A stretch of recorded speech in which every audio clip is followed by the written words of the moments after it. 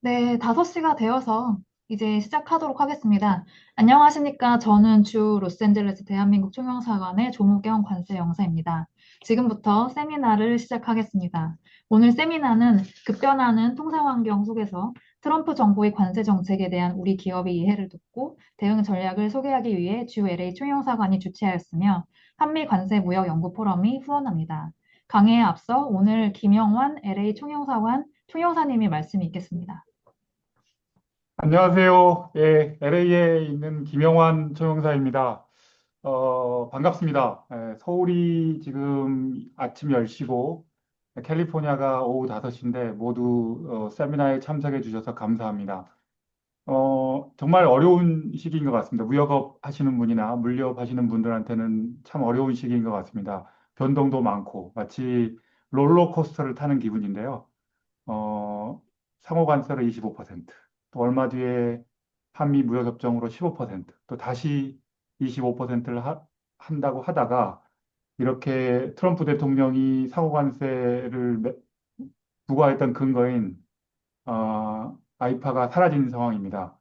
뭘 의미하는지 이게, 그리고 또 우리 무역업이나 한국과 미국에서 무역업과 물류업을 하시는 분들이 어떻게 대응해야 하는지, 우리 수출 기업들이 또 현지에 있는 물류회사들이 알아야 할 내용과 방법을 같이 고민해보고 공유하기 위해서 세미나를 개최했습니다. 김진정 변호사님, 감사합니다. 매번 중요한 시기에 좋은 정보를 주셔서 매우 감사합니다. 트럼프 대통령한테는 세상에서 가장 아름다운 단어가 관세라고 합니다. 비록 지금 아이파가 사라졌지만 아마 다른 정책적 툴을 계속 모색할 것 같습니다. 무역법 122조라든지 또 232조 품목별 관세라든지 차별행위에 대한 301조 관세라든지 여튼 세계 무역 환경이 계속 불확실성이 늘어나고 있는데요. 그래서 더 우리 궁금증이 커지는 것 같습니다. 앞으로 상황이 어떻게 바뀔지, 또 상호 관세를 내신 우리 무역업자들이 환급이 가능한 건지, 또 환급을 받으려면 어떻게 해야 되는 건지 등등 오늘 세미나를 통해서 무역 환경의 흐름도 한번 파악해 보시고 또 우리 수출업자들이 또 현지 기업들이 효과적으로 대응할 수 있는 방안이 무엇인지를 한번 찾아보기를 바랍니다. 하여튼 오늘 세미나를 통해서 우리 기업들이 미국 시장 진출하고 사업하는 과정에서 손해는 최소화하고 최대한의 이익을 도출할 수 있도록 같이 노력해 나갔으면 합니다. 감사합니다. 오늘 와주셔서 감사합니다. 네, 감사합니다. 본격적인 강의에 앞서 안내 말씀드리겠습니다. 오늘 사용한 슬라이드 자료는 총영사관 홈페이지 무역 통관 메뉴에 게시할 예정입니다. 그리고 오늘 모든 발표가 끝난 이후에 질의응답을 진행할 예정입니다. 발표를 들으시면서 궁금하신 사항이 있으시면 채팅창에 남겨주시기 바랍니다. 그럼 이제부터 제가 이번 대법원 판결의 의미와 오늘부터 새롭게 부과되는 122조 관세에 대해 약 10분에 걸쳐서 소개해 드리도록 하겠습니다. 네. 이번에 대법원이 위법으로 판단한 대상은 아이파, 즉 국제비상경제권한법에 근거해서 트럼프 정부가 부과한 관세였는데요. 대표적으로 한국산에도 부과한 상호관세가 있고 중국, 캐나다, 멕시코에 부과한 펜타닐 관세, 그 밖에 러시아산 원유 수입을 이유로 인도에 부과한 관세를 비롯해서 몇몇 특정 국가들에 대해 부과한 관세가 아이파 관세에 해당합니다. 반면에 232조에 근거해서 자동차, 철강, 알루미늄 등 품목별로 부과한 관세, 현재 중국에 대해 부과 중인 상공 1조 관세, 그리고 대법원 판결 이후 새롭게 부과하게 된 122조 관세 등 아이파에 근거하지 않은 관세들은 이번 대법원 판결에 영향을 받지 않습니다. 또한 800불 이하 소액 소포에 대한 관세 면제 중단 조치의 경우 아이파에 근거한 조치였지만 대통령이 새로운 관세를 만들어서 부과한 것이 아니기 때문에 대법원 판결에도 불구하고 중단 조치가 유지됩니다. 사상 최초로 부과된 아이파 관세는 2025년 2월 4일자로 중국에 대해 시행된 펜타닐 관세였고 한국산에 최초로 아이파 관세가 부과된 시점은 2025년 4월 5일자로 모든 국가에 대해 10%의 보편 관세가 부과되면서부터였습니다. CBP 통계에 따르면 2025년 12월 14일 기준으로 아이파 관세는 1,335억 달러가 징수되었고, 이는 미국의 전체 관세 징수액의 60%를 넘어서는 수치입니다. 30만 명 이상의 수입자가 3,400만 건 이상에 걸쳐 납부한 것이라고 합니다. 2025년 동안 미국의 관세는 50여 차례에 걸쳐 변경되었으며 이 중 절반가량이 아이파 관세 관련 변경이었습니다. 아이파 관세는 사전 조사 절차 등 정해진 요건 없이 대통령이 국가 비상 상황이라고 선언하기만 하면 마음대로 부과할 수 있었기 때문인데요. 최소한 이렇게 사전 예고도 없이 변덕스럽게 새로운 관세가 부과되는 관행은 제어가 될 것으로 기대합니다. 이번 대법원 판결에서는 9명의 대법관 중에 6명이 아이파 관세가 불법이라 판단했고 3명이 합법이라 판단했습니다. 다수 의견은 쉽게 말씀드리자면 관세는 미국 헌법상 의회의 고유 권한인데 아이파라는 법을 통해 대통령에게 의회가 가진 관세 권한을 부여했다고 볼 수 없다는 것입니다. 주목할 만한 점은 트럼프 대통령이 대법관으로 임명한 골서치와 바렛이 트럼프의 관세 정책에 제동을 거는데 동참했다는 점입니다. 트럼프 대통령은 이들 두 대법관에 대해 실망감을 공개적으로 표현하기도 했습니다. 처음 아이파 관세에 대한 소송이 시작되었을 때 현재 대법관 구성이 보수 성향 6인에 진보 성향 3인 구도라서 대법원이 결론을 장담할 수 없다는 전망이 지배적이었던 것을 돌이켜보면 미국이라는 국가는 삼권 분립이 잘 작동하고 있는 것 같습니다. 트럼프 대통령이 임명한 다른 한 명인 카바나 대법관이 펜대를 잡아 장문의 반대 의견을 작성했는데요. 반대 의견이 말미에 이번 대법원 판결의 현실적 측면을 지적했습니다. 첫 번째는 이번 대법원 판결에도 불구하고 대통령은 다른 법 조항에 근거하여 관세 부과가 가능하다는 점입니다. 구체적으로 122조, 201조, 301조, 338조, 그리고 232조를 들었습니다. 이 중 201조 세이프가드, 301조 외국의 불공정 관행, 232조 국가안보 관세는 이미 부과한 전례가 많은 조항들인 반면에 122조와 338조는 저에게도 좀 생소한 조항이었는데요. 338조는 미국 상품을 차별하는 국가에 대해 최대 50%의 관세를 부과할 수 있도록 하는데 조문에서 USITC 판정을 언급하고 있습니다만 관세 부과에 앞서서 선행이 필요한지는 조문상 애매한 측면이 있습니다. 그리고 트럼프가 이번에 선택한 조항은 122조였는데요. 심각한 국제수지 적자가 존재할 경우 별도 조사나 의회 동의 없이 대통령이 최장 150일간 최대 15%의 관세를 부과할 수 있습니다. 다만 현재 실제로 심각한 국제수지 적자가 존재하는가에 대해서는 의문이 있습니다. 122조는 미국이 근본위제를 유지하던 시절에 제정된 법입니다. 국제수지는 경상수지와 자본수지로 구성되는데 미국이 상당한 규모의 경상수지 적자를 보는 것은 사실이지만 근본위제 폐지 이후의 변동환율 제도의 특성상 경상적자는 자본수지 흑자를 통해 상쇄되기 때문입니다. 어쨌건 간에 트럼프는 122조 관세를 150일간 부과하며 301조 관세 부과에 필요한 조사 시간을 벌겠다는 것입니다. 카바나 대법관이 지적한 두 번째 측면은 수백억 불에 달하는 아이파 관세 환급이 재무부에 중대한 영향을 줄 것인데 이번 판결은 환급 문제에 대해 침묵하고 있다는 점입니다. 이번 판결은 기존에 납부된 아이파 관세를 환급해야 한다거나 또 환급한다면 어떤 방식으로 해야 한다는 것을 전혀 다루지 않았습니다. 상식적으로 생각하면 애초에 법적 근거 없이 징수된 관세이므로 환급을 해주는 것이 맞을 텐데 대법원은 이 문제에 대해 침묵함으로써 행정부가 이런저런 구실로 환급을 어렵게 만들 빌미를 제공한 측면이 있습니다. 카바나 대법관은 환급 절차가 엉망이 될 것이라고 코멘트했고 트럼프 대통령은 환급 계획을 묻는 기자의 질문에 대해 대법원이 아무런 지침을 주지 않았기 때문에 법원에서 5년은 다퉈야 할 것 같다고 답했습니다. 환급 문제에 대해서는 김진정 변호사님께서 조금 후에 자세히 설명을 해주실 예정입니다.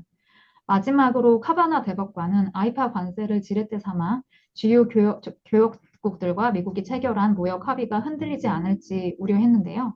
한국 정부는 3,500억 불 상당의 대미 투자 약속을 유지하는 것으로 방침을 이미 정했다고 언론에도 보도가 되었습니다. 투자의 대가로 15%로 인하를 받았던 자동차 2, 3위조 관세는 대법원 판결과 무관하게 유지되고 반도체 2, 3위조 관세 등에서 최애국 대우를 약속받는 것도 무시할 수 없고 또 150일 동안 조사를 마치고 국가별로 부과하게 될 301조 관세가 어떻게 돌아올지 모르기 때문입니다. 마지막으로 오늘부터 부과가 시작된 122조 관세에 대해서 잠깐 설명을 드리겠습니다. 처음에 10%를 부과한다고 발표했다가 트럼프 대통령이 다시 15%까지 올리겠다고 언급했다가 현재까지는 법적 효력을 갖는 문서상으로는 10%가 부과되는 것으로 나왔습니다. 조만간 15%로 올리는 공식 문서 작업이 있을지는 지켜보아야 할 것 같습니다. 공부시간 기준 지난 자정부터 발효가 되었고 150일 동안 7월 23일까지 부과가 됩니다. 모든 국가에 동일한 관세율이 적용되기 때문에 아이파 관세를 낮게 내고 있던 국가는 손해이고 아이파 관세를 높게 내던 국가는 이득을 보는 구조입니다. 10% 관세가 유지된다면 우리나라는 5% 이익인 셈입니다.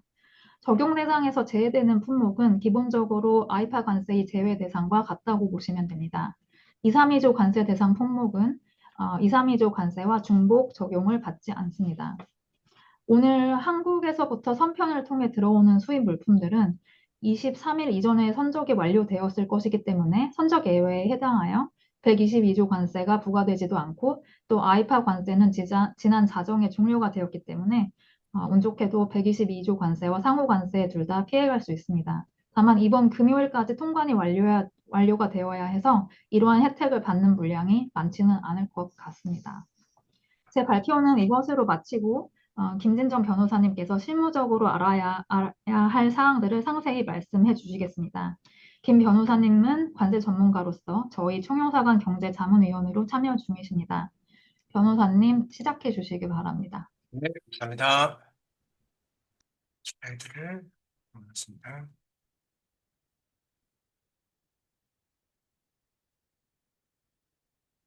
슬라이드 보이시죠? 네, 그럼 시작하도록 하겠습니다. 오늘 평소에는 제가 잘 이런 얘기를 안 하는데 오늘 보내드리는 이 정보는 그각 회사의 개인적인 법률 의견으로 보시지 마시고 전체적으로 인포메이션 차원으로 그렇게 이해해 주시면 감사하겠습니다. 제 소개고요. 양력이고 그다음에 4월 2일 날 상호관세를 발표했고, 그죠? 제가 큰 그림으로 스쳐 지나가겠습니다. 두 가지 사건이 있었는데, 이 사건을 결론이 났죠. 12월 20일에.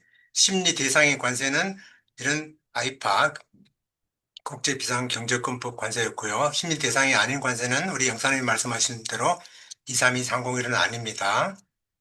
그리고 상호관세 예외가 굉장히 많아요. 이 예외하는 것들도 이렇게 찾아보시면 되겠고요. 자, 적법성 판결이 이렇게 6대 3으로 끝났고 드디어 이 판결이 났음에도 불구하고 우리는 아주 골치 아픈 이런 상황을 맞이하고 있다. 그런 얘기죠.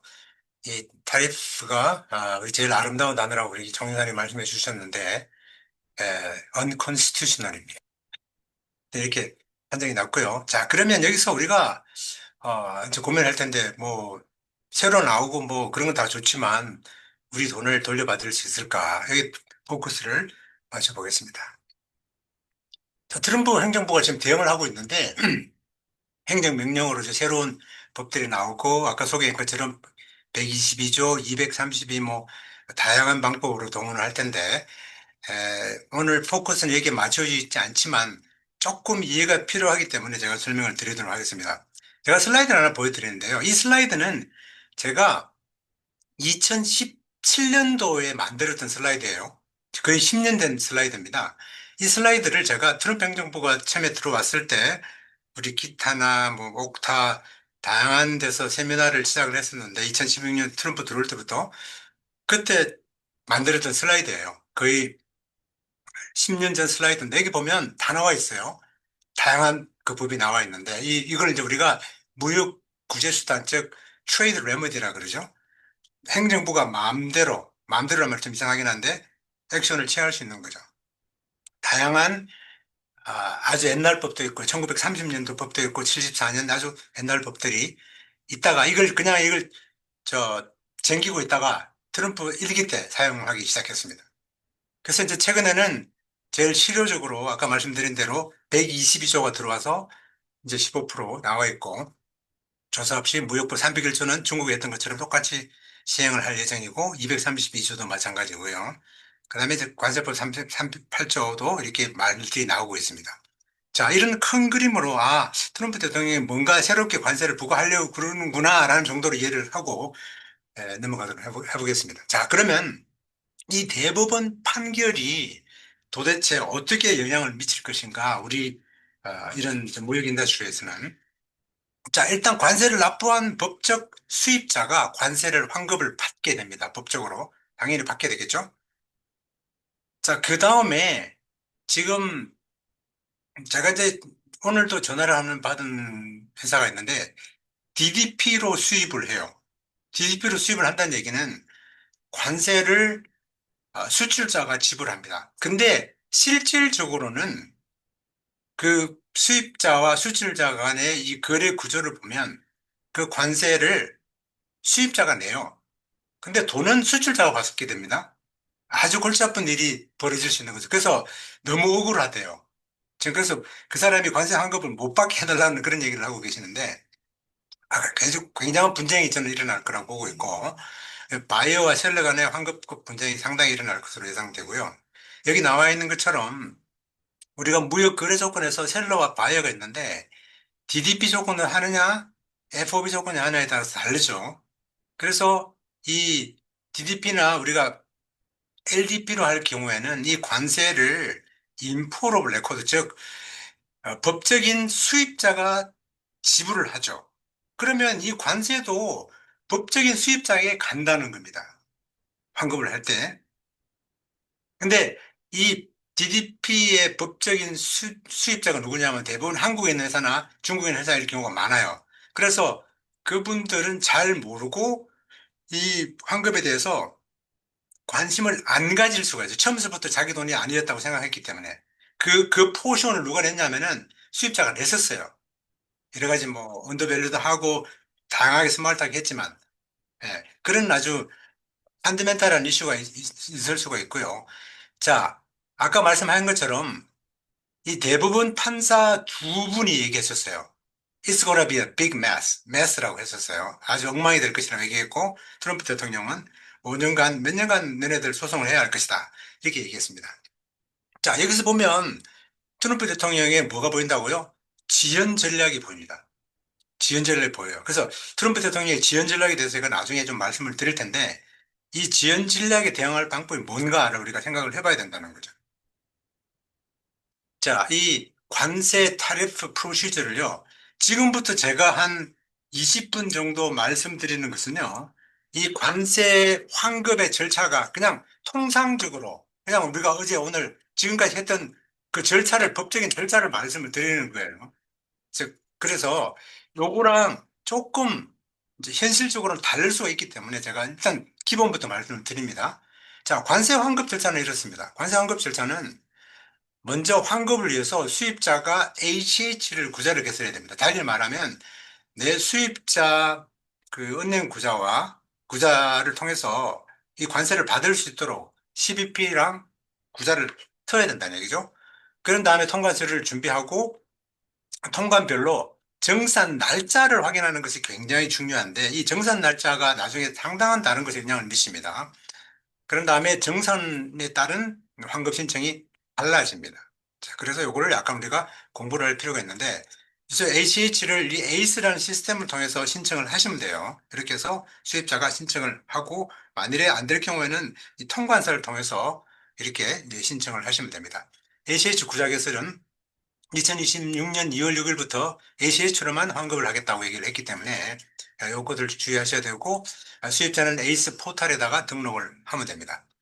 자, 이 에이스 포털 안에서 ACH 리펀드 프로그램을 등록을 하시고, 그리고 관세 환급을 받을 준비를 하면 되는 것이죠. 그죠? 그래서 포린 임포터들은, 즉, 해외에 있는 임포터들, DDP를 통해서 수출을 하신 분들은 이 카스텀 브로커는 아니면 제3자를 통해서 이 환급 구자를 개설할 수가 있습니다. 자, 여기까지가 기본적으로 일단 뱅크 어카운트를 오픈해야 돈을 받을 수가 있는 거예요. 굉장히 중요한 거죠. 이건 이제 기본적으로 2월 6일부터는 안 한다 그랬어요.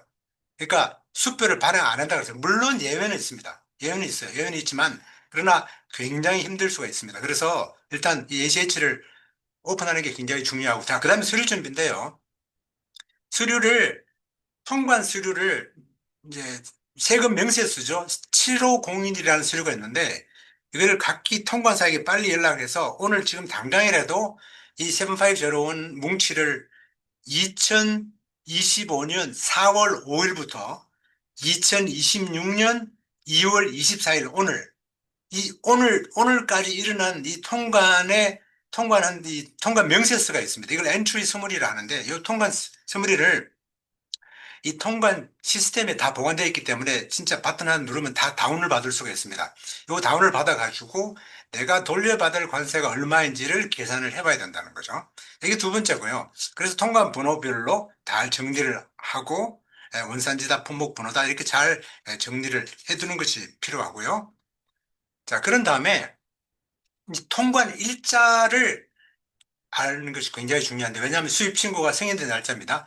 통관 일자와 그 다음에 정산 일자에 대한 이해를 조금 할 필요가 있는데 이 정산이라는 것은 뭐냐면은 수입자가 자율적으로 납부한 관세를 미 세관에서 최종적으로 확정하는 날짜입니다. 자, 달리 말하면 내가 세금을 냈는데 내 세금을 낸 이 세금이 정확한지 불정확한지 잘 모를 수가 있습니다. 왜냐하면 좀 적게 냈을 수도 있고 더 많이 낼 수도 있어요. 그러나 일정한 시간이 지나면 정부에서 세금이 확정을 시켜버려요. 예. 자, 그래서 수입 통관일 기준으로 한 314일 정도가 필요한데 이때 이 관세가 확정이 됩니다. 그래서 이 확정이 되고 나면은 굉장히 이 관세를 다시 뒤집기가 힘들어요. 그래서 정산일과 정산후에 따라서 관세 환급 절차가 완전히 다릅니다. 이렇게 이해하시면 되고요. 그래서 정산 일자를 확인하는 것이 필요합니다. 우리가 준비한 제가 말씀드린 2025년 4월 5일부터 2026년 2월 24일 오늘까지 발생한 모든 통관 그 번호에 따른 리퀴데이션 날짜, 즉 관세가 확정된 날짜가 있을까 찾아보는 거죠. 상당한 포션은 아직 관세가 확정이 되지 않았을 겁니다. 그죠? 관세가 확정되지 않았다는 얘기는 변경을 할 수 있다는 뜻이에요. 변경을. 굉장히 큰 의미가 있어요. 물론 관세청에다가 이 정산일을 연장을 할 수가 있습니다. 근데 이 코스코 같은 큰 회사들도 연장을 신청했는데 디나이 됐었습니다. 최근에도 많은 우리 고객들이 연장 신청을 하는 걸 봤고 오늘도 제가 연장 신청하는 서류를 검토해 드렸는데 디나이 시킬 겁니다. 자, 그렇게 이해를 하시고요. 자, 그런 다음에 그러면 정산 전에는 어떻게 환급을 신청하느냐? 비교적 간단한 프로세스입니다. 지금까지 납부된 상호 관세를 통관 번호별로 정리를 해가지고 통관 번호별로 정산 일자를 확인한 다음에 정산되지 않은 상호 관세는 사후 정정신고 포스트 서머리 커렉션을 통해서 환급을 신청하면 되는 것입니다. 이게 환급 신청한다는 말이라는 게 좀 무배가 있는데 다시 말하면 제가 관세를 실수해서 조금 많이 냈습니다. 다시 수정할게요 라고 하는 것입니다.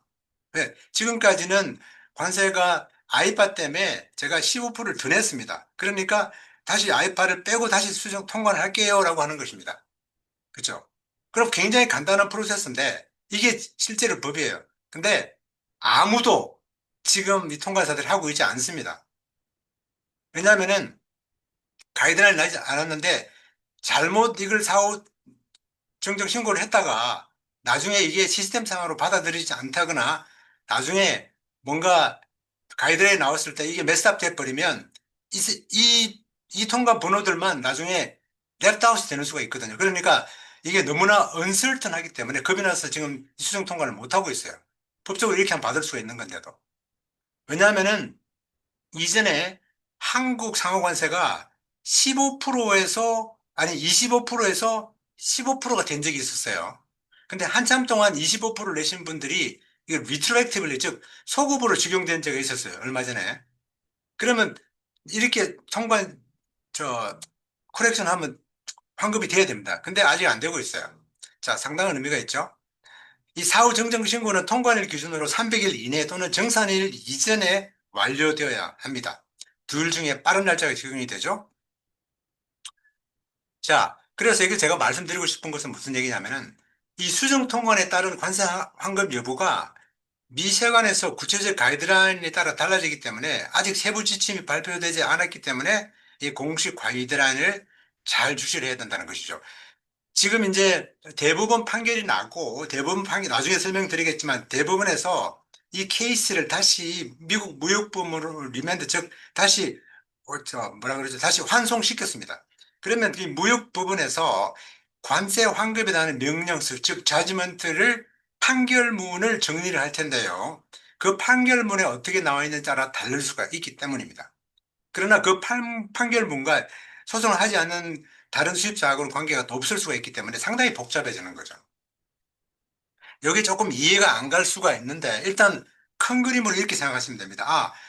정산, 즉 관세가 확정전에는 변경을 할 수 있구나라고 생각을 하시면 된다는 거죠. 오케이? 자, 그러면 이 관세가 확정된 후, 즉 정산 후에는 어떻게 될 것인가? 정산하고 나면요, 180일 이내에 프로테스트를 접수해야 돼요. 자, 지금까지는 정산 전까지는요, 그냥 단순한 수정입니다. 수정인데, 정산이 되고 난 다음부터는, 관세가 확정되고 난 다음부터는 수정이 아니라 투쟁입니다, 투쟁. 즉, 쟁의를 해야 된다는 뜻이에요. 왜냐하면 관세가 확정됐기 때문에, 야, that's it, it's over, it's done. 이라는 거죠. 그러면 아닙니다로 틀렸을 때는 그때부터는 이 행정소송으로 들어간다는 거죠. 사법소송이 아닌 행정쟁의. 이걸 우리가 영어로 프로테스트라고 합니다. 그래서 이 프로테스트는 폼 19이라는 걸 사용하는데, 구글 해보시면 나오거든요. 폼 19을 사용해가지고 하는데, 이제 문제는 뭐냐면, 제가 프로테스트를 1000케이스 이상을 파일을 해봤는데요. 근데 프로테스트를 아, 해도 답을 2년째 지금 못 받은 케이스가 수두룩합니다. 답을 안 해줘요. 그리고 프로테스트를 서스펜드 시켜버려요. 시키는 케이스도 있어요. 그래서 다양한 변수가 있기 때문에 이 트럼프 행정부의 지연 전략 중에 하나라고 저는 봅니다. 예. 지금 이 트럼프 행정부 이전에도 이런 식으로 이 프로테스트를 했는데도 워킹을 안 했는데, 지금은 상당히 그렇게 실무자들이 이 프로테스트가 그렇게 많이 들어오면 처리를 안 해버리는 거죠. 자, 그래서 가속 처분이라는 게 있는데, 30일 이내에 답을 안 해주면 내가 그냥 거절로 생각하겠다라는 그런 방법이 있습니다. 그래서 이런 방법을 사용하셔가지고 빨리 차라리 프로테스트를 거절 받으시면 좋아요. 거절 받아가지고 바로 CIT에 갈 수 있도록, 소송을 할 수 있도록 한다는 거죠. 그렇게 해서 승인을 하면 환급이 바로, 이전에는 이게 어떻게 나왔냐니까, 그, 재무부에서 이 수표가 날라왔었어요.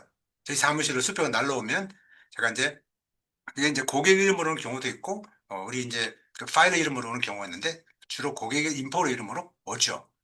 자, 지금은 이게 ACH로 온다는 뜻입니다.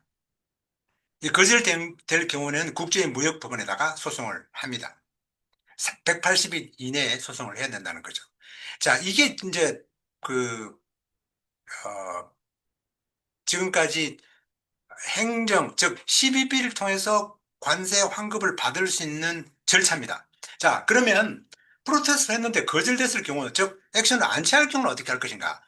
이 다음부터는 사법 절차가 되는 것입니다. 지금까지는 행정 절차였다가, 그 전에는 수정이었다가, 지금부터는 이게 토럴리 다른 장으로 넘어가요. 즉, 사법부로 넘어가는 거죠. 프로테스트를 디나일 통지를 받고, 180일, 여기 나와 있는 숫자들이 어영부영 하다 보면 지나가 버려요. 지나가 버리기 때문에 나중에 아무리 법적으로 관세 환급을 받을 수 있다 하더라도 이 행정적인 이런 타임바, 즉, 이 공소시효를 넘겨버리면 절대 받을 수가 없어요. 그리고 프로테스트를 하다가 클러리컬 에러를 했다든지 그렇게 해버리면 굉장히 힘들어집니다. 그래서 프로테스트는 진짜 많이 해본 사람한테 하는 게 필요하다는 거죠. 그래서 US Court of International Court에다가 소송을 하는데, 이 피고가 미국 정부 상대로 이제 하는 겁니다. 이 법무부가 대응을 해요. 좀 심각하게 되는 거죠. 프로테스트에서 쟁점을 정확하게 이제 우리가 확인하는 게 필요하고, 환급대 소송 비용 경제성을 검토할 필요가 있는데, 지금은 매시브하기 때문에 이 소송 비용이 거의 굉장히 적다고 볼 수가 있는 거죠. 자, 환급 신청할 때 주의사항이 좀 있는데, 이 주의사항에 대해서 제가 말씀드릴게요. 통관되어 가지고 지불된 상호관세가 적법하게 납부되었는지 확인할 필요가 있고, 그 다음에 내가 이 품목 번호를 제대로 잘 된 건지, 나중에 이게 환급 잘못하다가 나중에 거꾸로 조사를 받을 수가 있습니다. 그래서 되게 조심할 필요가 있고, 지불된 관세가 언더밸류가 돼 있다든지 그럴 경우에는 한번 좀 고려해 보실 필요도 있습니다. 물론 뭐 대량으로 들어가기 때문에 이걸 캐치하기는 좀 힘들 수는 있지만, 혹시나 원산지에 문제가 있다든지 다른 관세법 준수에 문제가 있는지를 한번 시작하기 전에 살펴볼 필요가 있다는 것이죠. 자, 제가 이렇게 좀 빨리 이렇게 한 이유는요. 질문을 좀 많이 받기 위함인데요. 이 관세 환급에 대한 정리를 제가 한번 해보겠습니다. 자, 그러면 일단은 수입자가 ACH를 수립을 합니다. 자, 그 다음에 통관 번호별로 서류를 준비해요. 세븐 파이브 제로 원 서류를 준비한다 그랬죠? 그런 다음에 통관 일자와 정산 일자를 확인합니다. 이 liquidation date, 이 liquidation이라는 것은 뭐냐면은 final computation of duty, 즉 관세가 확정되는 날짜입니다.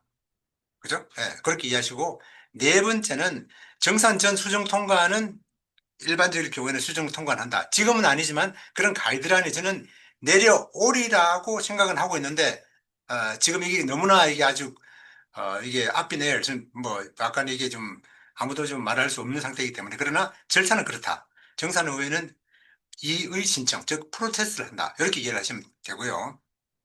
이 신청 거절 후에는 국제무역법원으로 제소를 한다라고 이렇게 이해를 하시면 되겠습니다. 자, 그리고 이제 스페셜리스트 자문을 받을 수 있겠고요.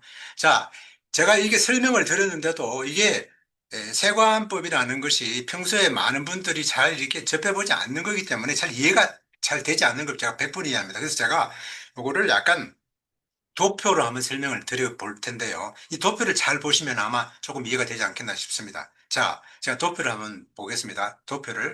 다시 한번 도표를 볼게요. 자, 우리가 수입 통관을 했습니다. 했죠? 자, 엔트리 데이트가, 통관 날짜가 적혀 있어요. 이 통관 날짜도 굉장한 의미가 있습니다. 통관을 했습니다. 통관을 한 다음에 관세를 납부했어요. 관세를 납부를 했습니다. 관세를 납부하고 난 다음에 내가 납부한 관세가 이게 최종분이냐 아니냐 그 결정되는 날짜가 있다는 거죠. 내가 세금을 냈는데 이 IRS에서 국세청에서 더 이상 나를 괴롭히지 않는 관세가 아니 세금이 최종적으로 정해지는 그 시간이 있는데 그게 뭐다? 정산입니다. 정산. 정산일을 확인하는 것이죠. 그 정산일을 확인한 다음에 정산 전이면 정산 전이면 수정을 할 수 있겠구나. 지금 뭐 가이드라인 나오지 않았지만 수정을 통과를 할 수 있겠구나. 이게 제일 쉬워요. 사실은 이게 정상적인 것 같으면요. 그리고 대법원 판결을 받으면 그러면 CBP에서 그냥 야, 수정 통과해. 아니면은 전부 다 일괄적으로 하는 가이드라인 나올 수 있을 텐데 이게 지금 이 상호관세든 뭐든 이게 좀 약간 정상적으로 돌아간다는 느낌이 안 들기 때문에 이런 것들이 지금 작동을 안 하는 거죠. 원래 이렇게 돼야 되는 건데. 그죠? 그래서 지금 오늘 아침에도 제가 이 관세사들이랑 통화를 많이 했는데, 이 수정 통과를 다들 안 하고 계시더라고요. 자, 그렇게 해서 이 수정 통과를 하면 되고, 자, 그 다음에 정산 후에는 어떻게 하느냐? 정산이 됐다 그러면 그 포션에 대해서는 180일 이내에 뭘 하면 된다? 프로테스트를 하면 된다. 폼 19이라는 폼을 써서 프로테스트를 하시면 된다는 거죠. 이것도 전부 다 물론 지금 또 페이퍼를 할 수 있지만 전부 다 이 온라인으로 에이스에 가서 하면 되는 것입니다. 그렇게 해서 이걸 할 때 가속 처분을 해서 빨리 결정을 받을 수 있도록 하는 것이 필요하다. 이런 식으로 결론을 잡아주면 되겠습니다. 제가 지금 굉장히 좀 빨리 달려왔는데요. 아마 상당한 질문이 있을 거라고 제가 예상해서 좀 빨리 큰 그림을 그려드렸고, 그래서 이제 환급을 진행하시면 되고, 자, 그 다음에 환급 시 주의사항을 제가 아까 말씀을 드렸는데요. 적구박이 납부가 되었나, 품목분할 적부반가, 언더밸류 혹시 되었나, 원산지 문제 있나, 관세법 준수에 문제 있나 보셨죠? 자, 근데 이제 트럼프 대통령이 이런 말을 했죠. 5년 걸릴 거다. 예. 그리고 리갈하게 어필할 수도 있고, 180일, 이슈도 있고, 제가 여러 번 봤죠. 그죠? 그리고 상당한 딜레이 택틱이 있을 거라는 생각이 드는데, 자, 5년 걸리면, 뭐, 트럼프 대통령이 끝난 다음에 내가 있을 때는 돈을 안 주겠다라고 생각할 수도 있는 거죠. 상당히 시간을 드래깅하는 전략이 있을 수 있지 않겠나. 이제 그 부분에 있어서 제가 약간 좀 볼 텐데요. 트럼프 대통령이 이 법적 분쟁이 뭐 한 5년 정도까지 끌 수 있다 그런 얘기를 했었어요. 했었는데 이 질문에 대한 답이 좀 단순하지는 않습니다. 왜냐하면 아, 법적으로 보면 이 딜레이 시키는 게 가능할까요, 영사님? 조 영사님? 아니, 저 사실 그 변호사님 저 질문이 좀 많은데 이제 네. 다른 참석자분들 전에 제가 좀 질문이 많은데 지금 혹시 좀 드려도 될까요? 네. 어, 지금 네. 제가 요거만, 그러면 제가 지연 전략하고 하나만 주면 슬라이드 하나 더 있는데 그거 하고 나서 질문 주세요. 네네네. 자, 법적으로 보면 가능해요. 왜냐하면 아까 제가 말씀드렸다시피 관세 환급을 이 대법원 판결이 어, 위헌이라고 났지만 다시 대법원에서 뭔가를 하는 게 아닙니다. 그럼 다시 이걸 갖다가 저 무역 부분을 돌려줘요. 그러면 법원에서 해야 될 일은 뭐냐? 누가 관세를 얼마나 돌려받는 것을 결정하는 거죠. 뭔가를 결정해야 된다는 거잖아요. 그죠? 그러니까 이때부터 이제 싸움이 시작될 수 있는 거죠. 자, 예를 들면 이럴 수가 있어요. 이 판결이 수입자에게 적용될 것인가? 아니면 소송에 참여한 원고에만 적용이 될 것인가? 리퀴데이션 완료된 거는 그럼 뭐 더 이상 하지 않을 것인가? 단순하게 복잡한 문제가 들어갈 수 있는 거죠. 그래서 항소로 이어질 수도 있고, 또, 이 환급 범위를 행정부에서는 좁게 해석을 할 수가 있습니다. 그리고 이 리퀴데이션에 대한 문제에 대해서는 이 파이널 끝났는데 이거는 환급을 하면 안 된다라고 주장할 수도 있는 거고, 또 이자 계산하는 문제도 법적 다툼이 있을 수가 있는 거죠.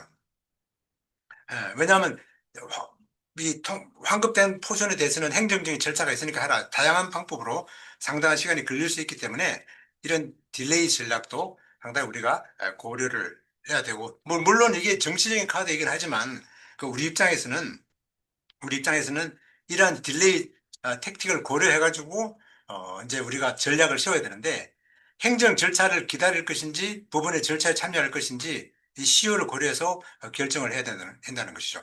사실은 이 지금 관세 환급의 이번 이슈는 어떤 이게 위법이냐 아니냐라기보다는 내가 언제 받을 수 있느냐도 굉장한 이슈가 될 수 있다. 즉, 시간과 절차의 싸움이다. 뭐, 이렇게 생각을 할 수도 있는 것이죠. 자, 여기 이제 트럼프 대통령의 지원 전략에 대한 말씀을 좀 드려봤고, 여기 조금 설명을 드렸고요. 자, 그 다음에, 요 부분을 제가 지금부터 어제 페덱스가 갑자기 소송을 했습니다. 대법원 판결을 받고 난 다음에. 자, 요 얘기를 하기 전에 영사님 질문 주시죠. 아, 네, 변호사님 감사합니다. 네. 사실 저도 이제 이 환급 절차 관련된 쪽에는 좀 지식이 별로 없기 때문에 들으면서 좀 궁금한 점들이 많았는데요. 네. 첫 번째로 드는 질문은 이제 프로테스트 절차는 이제 리퀴데이션이 완료된 건에 대해서 하는 거잖아요. 그렇죠? 근데 그 프로테스트 근거 조항을 제가 찾아봤었는데 네. 이게 CBP 디시전을 다투는 절차라고 되어 있더라고요. 네. 그래서 아이파 관세를 부과를 한 거는 CBP가 결정을 내려서 한 게 아니라, 그러니까 예를 들어서 CBP가 결정을 하는 거는 뭐 품목 분류라던가 음, 뭐 이런 거는 CBP 결정인데 음, 아이파 관세를 부과한 거는 자체적인 결정이 아니라 이제 대통령에서 지시가 내려와서 그냥 임플먼트를 한 거기 때문에 음, 음. 프로테스트 절차로 다툴 수 없다 이런 얘기도 있더라고요. 여기에 대해서는 어떻게 생각하세요? 이제 뭐, 그렇게 생각할 수 있는데, 약간, 물론 저 법적인 그런 다투는 절차일 수는 있는데, 프로테스트가 이게 이제 USC 1554조 조항, 거기 보면, 이 프로테스트는 우리가 일반적으로, 대표적으로 예를 들면, 뭐, 아까 얘기했다시피 품목 번호, 클래시피케이션, 그리고 정산 이슈, 그다음 밸류에이션. 근데 그 중에 하나 큰 게 뭐냐면 관세율입니다. 관세율. 관세율이 잘못됐을 때 프로테스트를 어마어마하게 많이 해요. 하기 때문에 이거는 근본적으로는 프로테스트에 해당되는 항목입니다. 단지 이렇게 나올 수가 있어요. CBP가 이 관세율에 대해서 내가 결정할 수 없다 그러고 이 프로테스트를 서스펜드 시킬 수 있어요. 그러나 프로테스트를 할 수 없는 항목은 아니다는 거죠. 물론 아, CBP, 아까 말씀하신 대로 프로테스트 CBP가 법을 집행했을 뿐이고 나는 재량이나 판단할 수 없다. 따라서 이게 이제 소위 말하는 프로테스트 규정에 있는 섹션 1540에 의한 프로테스트 대상이 아니다라고 주장을 할 수는 있지만, 그러나 이 CBP가 이 관세 요율에 대해서는 근본적으로 결정하는 것이 프로테스트의 메인 항목이기 때문에 프로테스트를 할 수 있다라고 생각을 합니다. 그리고 프로테스트는 할 수 없다라고 하셔서 프로테스트를 뭐안 한다 그런 것은 좋은 방법이 아니고요. 프로테스트를 하는 것을 리코멘드 합니다. 네, 감사합니다. 또 질문이 있는데요. 네. 그러면은 CIT에 소송을 제기하려면은 그 전에 프로테스트 절차를 꼭 해야 되는 건지가 궁금한데요. 왜냐면은 지난 11월부터 코스트코를 비롯해서 이미 네. 1,000개가 넘는 기업들이 그 그죠? 리퀴데이션도 완료되지 않은 당시에 이미 CIT에 환급을 구하는 소송을 제기했다고 알고 있거든요. 그렇죠? 네. 그러면 빨리 환급을 받으려면 그런 행정 절차 같은 건 다 생략하고 막바로 CIT에 가가지고 이미 이렇게 길게 줄을 서 있는데 기업들이 거기에 빨리 동참을 해야 되지 않을까 하는 생각이 들어서요. 제가 제가 사실 이 대법원 판결 전에 이 세미나를 여러 번 했었는데 잠깐만요. 세미나 한 내용이 다 똑같아요. 사실 왜냐하면 저는 뭐 제가 방송에서도 이제 3프로 TV 나온 방송에서도 여러 번 얘기했고 이거는 거의 디나이 될 거라고 얘기를 했고 그래서 환급 절차에 대해 말씀을 드렸는데 환급을 이렇게 하게 되면 이제 뭐 당연히 정부에서 그렇게 행정적으로 뭐 프로테스트 뭐든 안 하고 왜냐하면 대부분 정산 전이기 때문에 그냥 아 맘만 먹으면 해주면 되는 거거든요. 해주면 되는 건데 그걸 이제 안 해주기 때문에 이슈가 생기는 건데 아 이 영상이 너무 오랫동안 나와 있어요. 좀 이상하다. 예, 제가 말씀드릴게요. 너무 아, 저 안 해주기 때문에 문제가 되는 건데 실질적으로 이 CIT에 그러면 코스코는 왜 소송을 했냐 그 얘기를 하는 거잖아요. 그죠? 그러면 사실은 CIT 소송은 아, 프로테스트가 디나이 되고 난 다음에 하는 그런 절차의 소송이 있고 그거랑 관계없이 예, 바로 이런 180 이내 관계없이 소송할 수 있는 근거가 따로 있어요. 그래서 이 코스코 소송한 케이스는 그랑 관계없이 전체적으로 아까 말씀드린 대로 이런 프로테스트 디나이 되고 난 그런 그 조항이랑 좀 다른 조항이에요. 다른 조항으로 소송했습니다. 그래서 그렇게 하는 이유는 뭐냐면은 행정 절차는 난 모르겠고 일단 이게 위법이니까 법정 명령서를 주세요라고 하는 겁니다. 그 법정 명령서는 무슨 얘기냐? 위법했으니 야 관세 돌려줘라고 콜트 오더 받으면 게임 끝이거든요. 그럼 그 콜트 오더를 가지고 관세청에다 주면 법정 명령을 거절하지는 않을 거 아니에요. 자, 그런 관점으로 소송을 시작한 거죠. 왜? 행정 절차에 대해서 신뢰가 없는 거죠. 행정 절차에 대한 신뢰가 있으면 이렇게 할 이유가 없다는 거죠. 그게 굉장히 중요한 포션이에요. 네, 감사합니다. 네, 그리고 아까 그 행정부가 쓸 수 있는 지원 전략 중에 그 네, 이자에 대한 분쟁도 말씀을 해주셨는데, 네. 진짜로 트럼프 말대로 5년 후에나 환급을 받게 되면 지금 이자가 좀 엄청날 것 같아요. 근데 이런 경우에 뭐 이자를 어떻게 쳐줘야 된다 이런 규정이 따로 없어요? 이걸 뭐 행정부가 마음대로 바꿀 수가 있나요? 근데 이자는 이제 원칙적으로 이제 저희가 이 프로테스트든 이제 세관 일을 해보면 이자는 늘 받았습니다. 이자는 근본적으로 이자는 지급하는 게 맞아요. 이자는 이 붙는 구조가 맞고요. 왜냐하면 그 규정이 나와 있어요. 관세 이게 보통 최근에는 보면 한 7% 이거 그리고 부과하는 것도 관세를 잘못 내가지고 적게 냈을 때도 관세를 7% 정도 부과해요. 이게 왜 저 변동 이자라 그래야 되나? 왜 그 숄텀 이자 그 있죠? 왜 그 뭐 트레저리 그 숄텀 이자에다가 3%인가 붙어요. 그래가지고 이자가 나와요. 그렇게 이자는 근본적으로 나오는데 이제 문제는 뭐냐면은 이제 제가 이게 원칙적이라고 표현한 이유가 있어요. 근데 실무적으로는 좀 변수가 작용될 수 있는데 사건의 유형에 따라서 이자의 적용 범위가 좀 다를 수가 있어요. 예를 들면 단순한 프로테스트 소송에서 승소한 경우하고 또 헌법 쟁점이나 행정권 남용을 다루는 소송의 범위가 다를 수가 있어요. 그래서 이자도 이제 그럼 어느 시점부터 하느냐에 따라 또 정부가 다툴 수가 있기 때문에 그 이자 지급에 대해서 뭐 딱 이게 얼마다라고 얘기하기는 좀 쉽지가 않고 또 리퀴데이션 이후에 소송이 있는 거랑 그 이전 또 이자가 또 다를 수가 있습니다.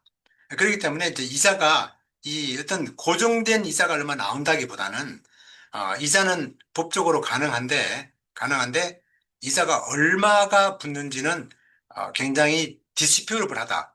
이 이자를 내가 얼마를 달라. 그것 때문에도 이 판결을 못 내릴 수가 있어요.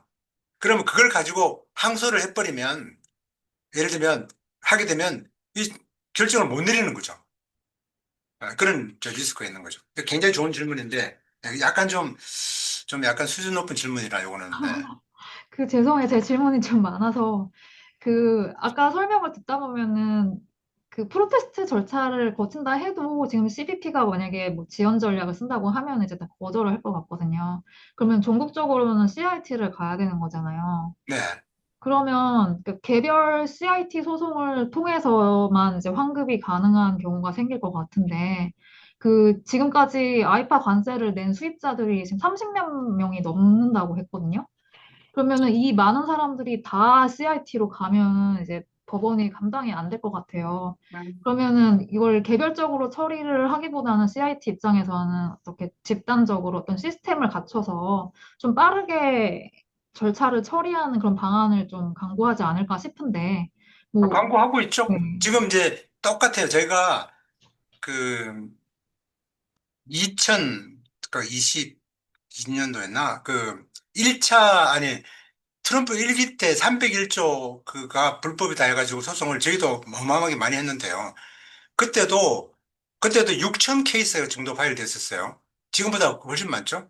지금 앞으로 아마, 오늘 페덱스가 파일을 했기 때문에 이제 어마어마하게 많이 파일을 할 텐데, 뭐 저희 사무실에도 지금 어마어마하게 파일을 하고 있고요. 이 이제 테스트 케이스를 처음에 만들어요. 그러니까 한 케이스가 리드 케이스를 하고 나머지는 전부 다 이게 홀드를 시켜버려요. 홀드 시켜서 이 CIT가 부분이 굉장히 작은 부분이기 때문에 뭐 다양한 케이스를 할 수 있고 그런 구조가 아닙니다. 그래서 일단 한 케이스 가지고 나머지는 전부 다 그 케이스 그러니까 파일링한 번호만 쭉 따라서 똑같은 그 오더를 번호별로 그렇게 같이 간다고 그렇게 이해하시면 돼요. 우리가 관세 환급을 받을 때도, 자, 통관을 20개를 했어요. 그러면 프로테스트 할 때도 리드 통관 번호를 하나를 찍습니다. 찍어서 프로테스트를 그럼 나머지 그 통관 번호는 전부 다 이하 동문이잖아요. 그러니까 그걸 한꺼번에 찍어서 똑같이 이렇게 환급을 받아요. 그러면 관세청에서도 하나 가지고 심사해서 디나이 시키면 디나이 되고, 만일에 통과를 시키면 나머지 전체를 다 첨부를 한 걸 다 한꺼번에 이렇게 해주죠. 똑같아요. 콜테스도 그렇게 처리를 합니다. 이 모든 케이스를 인디비주얼하게 하지 않죠. 아, 그 리드 케이스 말씀해 주시니까 저도 이제 생각이 난 게, 그 코스트코 등등이 CIT에 11월부터 해가지고 소송을 제기를 했는데, 네, 그 코스트코 등등이 이제 요구한 것 중에 하나가 그 리퀴데이션을 막아달라는 그 가처분을 신청한 거였는데, 그렇죠. 거기에서 이제 리드 케이스를 가지고 그 CIT가 그 거절을 한 거를 제가 봤었거든요. 그 거절을 그 내린 근거가 그 미국 정부 측이, 그러니까 미국 정부를 대리하는 법무부가 대법원에서 나중에 아이파 관세가 최종적으로 위법 판결을 내리게 되면은 그 리퀴데이션이 완료된 건에 대해서도 그 CIT가 나중에 가가지고 그 재정산 그리고 환급 명령을 내리는 그런 권한에 반대하지 않겠다고 입장을 밝혔기 때문에 그래서 이제 그 리퀴데이션을 막을 필요가 없다. 그렇게 이렇게 근거를 그거는 대면서 뭐냐면, 그게 이제, 저, 말하자면, 우리, 뭐, 트럼프 행정부 쪽에서, 예를 들면 그 당시에는 이제 이게 인장션이라 그래서 가처분을 하려고 그랬기 때문에 그 가처분을 막기 위해서 그렇게 동의를 해준 거죠. 동의를 해준 건데, 이제 그 부분에 대해서 실질적으로 이 CIT에서 이제 다시 이렇게 지금 그 판결을 정리할 때 어떻게 나올지는 좀 더 두고 봐야 되는데, 그렇게 해서 리퀴데이션이 되든 안 되든 간에 관계없이 이 관세 환급을 해주라. 요 기간 동안 해주라라는 명령서를 받기 위해서 지금 그렇게 하고 있고, 만일에 그걸 받게 되면 지금까지 CIT 소송된 케이스들은 전부 다 그렇게 같이 숟가락을 얹을 수가 있어요. 그렇기 음, 때문에 지금 페덱스에서 아마 어제 파일을 한 것 같아요. 왜냐하면 대부분 판결하자마자 금요일에 판결됐는데 준비를 하고 있었던 거죠. 월요일날 파일을 했습니다. 물론 뭐 이게 파일하는 게 그렇게 어려운 건 아니지만 그렇게 파일을 했죠. 그렇게 이해하시면 참 좋아요. 근데 그 인정션을 이제 거절하는 그 법적 문서 판결문을 보니까 금반원이 적용된다고 이제 미국 정부는 여기에 대해서 말을 바꿀 수 없다고 되어 있더라고요. 아, 그러면 그렇죠. 예, 그게 이제, 그게 이제 에스타블이라고 그러는 건데, 네. 그냥 그거는 뭐 일반 그 민사법정에서 그렇게 우리가 에스타블 티어리를 씁니다. 네가 한 번 말했으니까, 법정에서 이제 왜냐면 일종의 합의를 본 거거든요. 스티플레이션이라고 그래가지고. 합의를 봤으니까, 이제 뭐 합의사항 위반 같은 그런 컨셉인데, 그게 뭐 100%뭐 꼭 적용하느냐, 꼭 그렇지는 않습니다. 그 입장도 다를 수가 있기 때문에 뭐 세상에 100%라는 건 없잖아요. 법리를 다 만들어내면 되는 거니까. 그렇게 해서 이제 그 부분에 대해서 정부가 반대하지 않겠다는 이걸 했기 때문에 그래서 이 지금 소송한 그런 플랜티프들이 베네핏을 받지 않을까라고 생각하는 거죠. 음, 네, 그런 정도로 이해하시면 감사합니다. 되겠습니다. 지금 네. 우리 채팅 또 다른 질문 있을까요? 준비해 주신 질문? 여기 보면 아, 이제 제가 좀 채팅 이걸 좀 읽어볼게요. 아, 현실적으로, 현실적으로 일반적인 환급 방법을 사용할 수 없는 현 시점에서 수입자가 취할 수 있는, 제가 나중에 좀 설명을 드리긴 할 텐데, 일단은 저는, 어, 통관 수료를 전부 다 준비를 하셔가지고, 다시 한 번 말씀드릴게요. 2025년 4월 5일부터 2026년 2월 24일 사이에 있는 통관 수료를 다 모으세요. 모아가지고, 리퀴데이션이 이제 점점 이제 지나가면서 되는 거거든요. 될 텐데, 일단은 콜트 파일링을 제가 트럼프 판정 이전에는 그런 얘기를 안 했었는데, 일단은, 지금은 파일링을 인슈런스 관점에서도 해놓는 게 좋은 것 같아요. 해놓고, 12페이지 가이드라인 나오면 그냥 수정 통관 해버리고 그만이고, 리크테이션 된 거는 프로테스트를 해서 그렇게 하면 되는 거죠. 그렇게 되면 이제 이게 쉬워지니까, 만일에 12페이지에서 지연 정렬을 해가지고 진행이 안 될 때는 콜트를 통해서 가는 방법밖에 없다는 거죠. 그렇게 해서 이제 그게 지금 수입자가 해야 될 이유는 봐주고. 자, 우리 이제 HS 리라는 분이 질문 주셨는데, 현재 수입업체가 바로 취해야 할 액션은 리크데이션 익스텐션 신청. 리크데이션 익스텐션은 별로 의미가 없습니다. 그거 디나이 될 거고요. 그렇게 지금 CBP가 한 가지 않아요.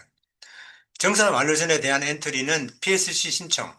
정산 완료에 대해서는 프로세스 진행. 이렇게 하는 게 맞죠. 법적으로는 맞는데 이게 지금 워킹을 잘 안 할 수가 있기 때문에 CIT 소송을 일단 보험 차원에서도 해놓는 게 좋다. 그래서 지금 페덱스 카드 회사가 한 이유가 있죠. 예, 그렇게 이해하시면 되고요. 통관 서류를 어디서 다운받을 수 있나? 통관 서류는 이 통관사가 가지고 있는 그 에이스를 통해서 다운을 받을 수 있는 건데, 통관사한테 그냥 요청하시면 법적으로 주게 돼 있어요. 돼 있으니까 그냥 요청만 하시면 돼요. 그걸 안 줄 수는 없습니다. 안 주시면 저한테 말씀하십시오. 데피니트리 줄 거고요. 자, 그 다음에 다음 질문은 좀 더 기술적인 질문인데, 리크데이션 데이트는 엔트리 기준으로, 아까 제가 엔트리 데이트가 중요하다 그랬죠? 엔트리 데이트 기준으로 300일로 계산되는 것인지 아니면 리퀴데이션 전 15일 기준. 자, 이게 무슨 얘기냐면, 315일쯤까지 정산을 시킨다는 것이고요. 어떤 경우는 수정 통관을 했을 경우는 바로 리퀴데이션 돼버릴 수도 있어요. 자, 그렇기 때문에 어떤 기준이 아니라 둘 중에 빠른 겁니다. 빠른 날짜로 그렇게 하시면 된다라고 이해하시면 됩니다. 자, 엄태수님은 PSC 진행은 한 번만 되는 걸로 알고 있는데요.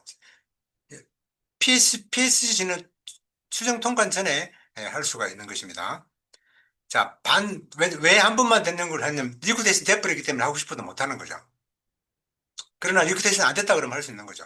자, 본드도 관세 때문에 높게 내고 있는데 본드 리펀드도 굉장히 좋은 질문입니다. 무슨 얘기냐면 본드를 원래 내가 5만 불짜리 갖고 있다가 상호관세 내는 바람에 본드를 30만 불을 올려라고 이렇게 돼 있잖아요. 그러면 본드 피가 더 많이 올라갑니다. 그죠? 그래서 본드는 리펀드가 아니고 본드를 줄이는 건데 한 번 올라간 본드를 줄이기가 쉽지가 않죠. 현실적으로 줄이는. 아무튼 굉장히 좋은 질문이긴 합니다.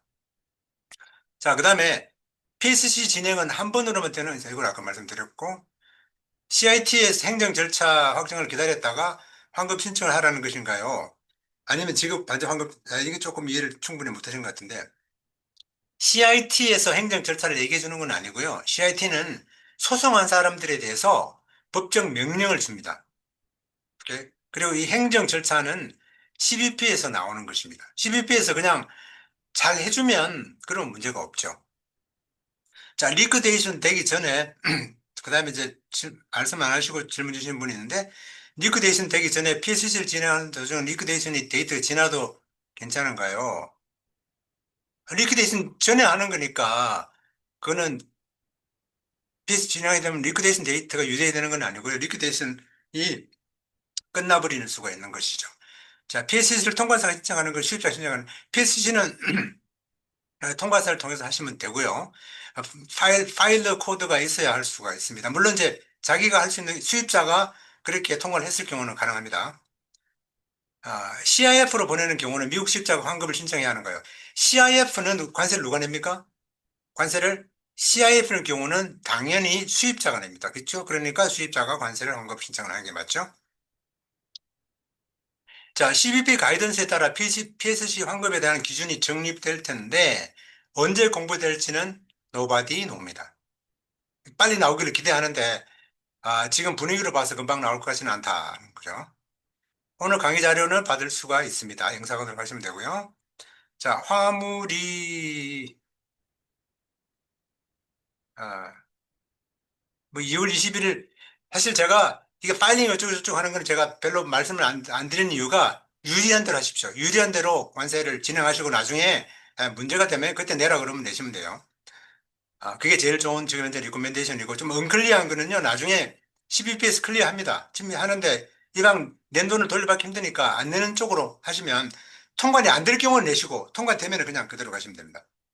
자, 현재 변호사님은 상호 관세 나온 건들 모두 환급 절차를 먼저 상호 관세 일단은 콜드 파일링을 해두는 것이 조금 안전하다라고 말씀을 드릴 수가 있겠습니다. 그리고 나중에 프로테스트 할 때를 하고 다 합니다. 그러니까 있는 모든 절차를 저는 다 하라고 지금 리코멘드를 합니다. 리크데이션 여부는 어디서 확인할 수, 리크데이션 여부는 그냥 CBP 웹사이트에 들어가서 하시면 됩니다. 자, 온라인으로 할 수가 있고요. 그 다음에 잠깐만. 지금 바로 환급 신청을 하면 되나요? 지금 바로 환급 신청. 아, 제가 슬라이드 다시 한번 읽어보시고요. 환급 신청을 아까 말씀드렸다시피 지금 현재는 잘 진행이 안 되고 있습니다. 그죠? 자, 통관사가 올해 변경을 했는데, 변경된 통관사가 2025년 통관 내역을 조회할 수 있나요? 통관 엔트리 데이터만 있다 그러면 할 수 있습니다. 그리고 수정 통관도 새로운 통관사가 할 수가 있어요. 예. PSC 프로테스트 진행 시 검정 리스크가 얼마나 증가할까요? 검정 리스크가 제가 볼 때는 많지 않다고 생각합니다. 왜냐하면 워낙 많은 데가 하기 때문에 진짜 그 정말 걱정되시면 한번 변호사랑 상의를 한번 해보시고 하시는 거죠. 그냥 일반적으로는 괜찮다고 봐지는데 그러나 nobody know. 그죠? 예. 콜트 파일링 어떻게 해야 되나요? 이 콜트 파일링은 불행하게도 변호사 도움을 받는 수밖에 없습니다. 뭐 저한테 연락 주셔도 되고 이 CIT의 이게 좀 등록된 변호사 이제 어드미션 받은 변호사들 한테 부탁하시면 됩니다. CBP에서 공시된 기준을 알려갔다가 아까 요건 말씀드렸고 자 이게 리퀴데이션 데이트 전에 PH 진행 및 완료가 되어야 하는 건가요? 리퀴데이션 전에 지금 현재는 통과사한테 이제 요청을 해 놓으실 텐데 가이드라인 나오면 그냥 PSC를 하시면 되고요. 그렇죠. 언리퀴데이트 있는 것들은 빨리 PSC 하는 게 최선일 것 같은데 리퀴데이션 데이트에서 시시각으로 바뀐다. 그죠? 그러니까 리퀴데이션 데이트는 계속 찾아보시면 돼요. 매일 찾아보시고 준비하시면 되고 DDP로 수출된 통관 주체는 본드 소유자가 아니고요. 수입자, 즉 이 본드 소유자는 수입자입니다. 그죠? 그러면 일반적으로는 DDP로 했다 그러면 수출자가 되죠. 수입자가 법적인 수입자가 되는 겁니다. 법적으로 인포럼 레코드가 돼가지고 환급을 받게 되는 것이죠. 자, 그렇게 이해를 하시면 되고요. 자, 제가 여기 나와 있는 채팅했던 질문을 일단 소화드렸고, 제가 마지막으로 준비한 영상을 슬라이드 하나 보여주면서 제가 이제 마치도록 할 텐데요. 자, 그러면 제가 요거를 한번, 현식 보입니까? 슬라이드 네, 보여요? 이제 네. 잘 보입니다. 자, 그러면 페덱스가 왜 소송했는지를 한번 우리가 소송한 이유를 한번 보고 우리가 설명을 드려보겠습니다. 상호관세가 위법의 판정이 됐고 무역 1심에서 저지먼트 오다를 기다리고 있는 상황인데 에, 미국은 이제 유효비로 판결해가지고 이제 지금 이제 기다리고 환송돼서 저 CIT에서 판정을 받는 걸 기다리고 있는데 문제는 누가 환급을 받을 것인가입니다. 여기서 만약에 오해하시는 분이 있는데 이제 대부분이 위법이라고 판결을 했습니다. 그죠? 근데 모든 수입자가 자동으로 받는 게 아니라는 거죠. 연방법 체계 이런 게 있어요. 판결의 효력은 원칙적으로 소송 당사자에게만 있다. 즉 우리가 버스 사고를 났는데 소송을 해서 실제로 소송한 사람들만 보상을 받아요. 똑같아요. 그죠? 이걸 Party Specific Relief라고 그러죠. 즉, 소송에 참여한 기업들이 환급 명령의 대상이 되지만 소송에 참여하지 않은 사람은 자동으로 포함되지 않는다는 것이죠. 그래서 이 코스트코와 페덱스의 전략이 달랐죠. 코스트코는 대부분 판결 이전부터 이미 CIT 소송을 해두었는데 정책 자체가 위법이라는 전제하에서 선제적으로 움직였던 것이죠. 근데 이제 페덱스는 이 대부분 판결 이후에 소송을 참여했습니다. 왜 그랬을까요? 사실 대통령 발언을 보면은 자발적으로 광범위한 이 어, 1,500억 불 또는 1,700억 불이라고 얘기하는데 환급을 해줄 가능성은 높아 보이지 않다는 거죠. 자, 그렇다고 해서 CBP가 알아서 전면적으로 환급을 해줄 거라는 기대가 또 어려운 분위기입니다. 자, 이런 상황에서 그럼 페덱스는 이렇게 판단했을 거라고요. 자, 행정적으로 해결될 가능성이 낮다 그러면 무역 부분에서 내려질 차라리 환급 명령을 기다려보자. 거기다가 내 이름을 넣어보자. 라고 하는 것이죠. 코스코처럼 이미 소송을 제기한 기업들은 CIT가 발령할 이런 환급 명령 대상에 포함될 가능성이 높다는 거죠. 그래서 페덱스도 소송하지 않는 기업들은 이제 그런 명령 밖에 있으니까 거기다가 참여할 전략으로 하지 않느냐라는 것이죠. 그래서 이게 이제 뭐 이게 뭐 관세가 무효가 됐으니까 돌려달라는 그런 문제가 아니라 이제 환급 명령의 수혜자가 되느냐 안 되느냐 그 차이가 있다고 보시면 되겠습니다. 그래서 미국에서 대부분에서 위법 선언을 했지만 환급 명령이 자동으로 연결되지가 않는다는 것이죠. 그래서 환급은 이 법을 통한 환급은 구체적인 법원 명령서가 필요합니다. 그 명령서는 기본적으로 당사자에게만 적용이 되기 때문에 내가 소송 당사자인지를 살펴보는 것이 중요하다는 그런 관점이라고 볼 수 있죠. 자, 그래서 아마 베텍스가 판결 직후에 바로 움직였던 이유가 여기 있지 않나라고 생각을 합니다. 자, 뭐 여러분들도 이제 이런 결정을 하셔야 할 텐데, 소송할지 말지를 그런 부분에 대해서 약간 이제 내부적으로 좀 더 알아보시고 그렇게 결정하시면 되겠습니다. 저는 개인적으로 저희 고객들은 소송을 제가 리코멘드를 하고 있긴 합니다. 아무튼 가능한 모든 장치를 해보라라고 그렇게 리코멘드를 하고 있습니다. 자, 이상으로, 제가 뭐, 한 시간 동안 우리가 설명을 드렸는데, 지금도 질문이 좀 들어오고 있긴 합니다. 들어오고 있긴 한데, 자, 하나만 더 볼게요. 그러면 2025년도에 중국에서 수입시 관세가 25%였는데, 아까 말씀하신 걸 보면 122조를 통해서 150일간 10%로 부과할 수 있다고 하셨는데, 이 경우 과거 납부한 관세에 대해서 차액 상당히 환급 대상이 되는 거 아닙니다. 이거는 기간입니다. 기간. 그죠? 기간. 아까 제가 말씀드렸다시피 상호관세는 2025년 4월 5일부터 2026년 2월 24일 사이에 지불된 상호관세라고 보시면 되겠습니다. 자, 굉장히 좋은 질문 하나 주셨어요. 관세를 낸 사람은 페덱스를 이용한 사람들인데 왜 페덱스가 환불을 신청하는지 굉장히 좋은 질문이에요. 페덱스가 신청하는 이유가 이렇습니다. 왜냐? 페덱스가 인포로블 레코드로 해서 관세를 지불했기 때문에 이 페덱스의 고객들을 대신해서 해주는 거예요. 대신해서 관세 환급 권리를 확보하기 위해서 소송한다고 보시면 돼요. 안 그러면 페덱스가 문제가 될 수가 있습니다. 자, 됐나요, 영사님? 이 정도로 할까요? 네, 변호사님, 오늘 좀 어려운 내용이었는데, 그 설명 너무 잘 해주셔서 감사합니다. 네, 시간이 다 돼서 오늘 세미나는 이걸로 마치도록 하겠고요. 아까 말씀드린 대로 자료는 저희 좀 정리해서, 영사관, 네, 예, 홈페이지에 올려놓도록 하겠습니다. 그래서 이해가 만약에 좀 부족하셨던 부분이 있으면 다시 자료 보시면서 점검하시면 될 것 같습니다. 네, 이 상당히 많은 내용이고, 또 이게 사실 굉장히 생소한 내용이기 때문에 일반 우리 수입이나 수출하시는 분들한테는 이해가 안 되는 건 당연합니다. 당연하고, 그런데 이제 조금 영상도 돌려보시고 또 이렇게 좀, 뭐 뉴스 미디어 같은 것도 많이 나오고 그러니까 큰 그림상으로 이제 아까 제가 말씀드린 대로 그렇게 정상 컨셉, 그리고 통관 번호, 프로테스트 그런 컨셉들을 얘기하시면 아마 우리 전략 결정에 도움되지 않을까 생각합니다. 그러면 이걸로 마치는 걸로 네, 이걸로 할까요? 마치겠습니다. 감사합니다. 네, 감사합니다.